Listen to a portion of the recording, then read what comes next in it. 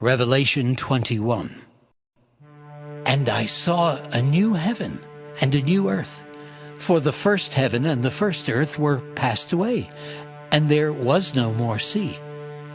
And I, John, saw the holy city, New Jerusalem, coming down from God out of heaven, prepared as a bride adorned for her husband. And I heard a great voice out of heaven saying, Behold, the tabernacle of God is with men, and he will dwell with them, and they shall be his people. And God himself shall be with them, and be their God. And God shall wipe away all tears from their eyes. And there shall be no more death, neither sorrow nor crying. Neither shall there be any more pain, for the former things are passed away. And he that sat upon the throne said, Behold, I make all things new.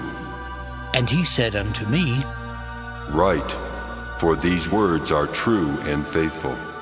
And he said unto me, It is done. I am Alpha and Omega, the beginning and the end. I will give unto him that is athirst of the fountain of the water of life freely. He that overcometh shall inherit all things, and I will be his God, and he shall be my son.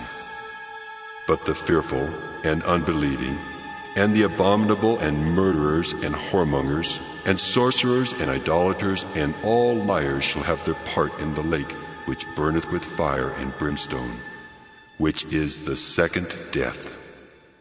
And there came unto me one of the 7 angels which had the 7 vials full of the 7 last plagues, and talked with me, saying, Come hither, I will show thee the bride, the Lamb's wife. And he carried me away in the Spirit to a great and high mountain, and showed me that great city, the holy Jerusalem, descending out of heaven from God, having the glory of God. And her light was like unto a stone most precious, even like a jasper stone, clear as crystal. And had a wall great and high, and had 12 gates, and at the gates 12 angels, and names written thereon, which are the names of the 12 tribes of the children of Israel. On the east 3 gates, on the north 3 gates, on the south 3 gates, and on the west 3 gates. And the wall of the city had 12 foundations, and in them the names of the 12 apostles of the Lamb. And he that talked with me had a golden reed to measure the city, and the gates thereof, and the wall thereof. And the city lieth foursquare, and the length is as large as the breadth. And he measured the city with the reed 12,000 furlongs. The length and the breadth and the height of it are equal. And he measured the wall thereof, 144 cubits, according to the measure of a man, that is, of the angel. And the building of the wall of it was of jasper, and the city was pure gold, like unto clear glass. And the foundations of the wall of the city were garnished with all manner of precious stones.